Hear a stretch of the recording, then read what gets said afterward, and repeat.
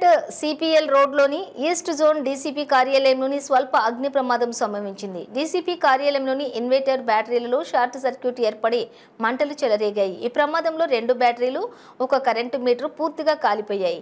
ఈ మేరకు సమాచారం అందుకున్న Musheerabad fire station fire officer Venkateswara సిబ్బందితో కలిసి వెంటనే అక్కడికి చేరుకున్నారు. అనంతరం నీళ్లు చల్లి మంటలను ఆర్పివేశారు.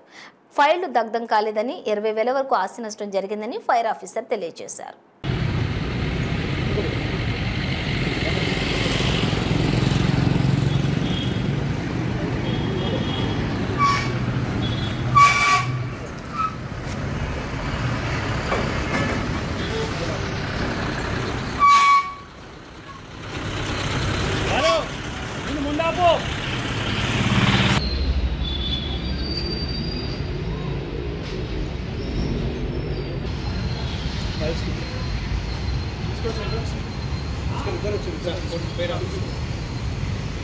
రండి సార్ సార్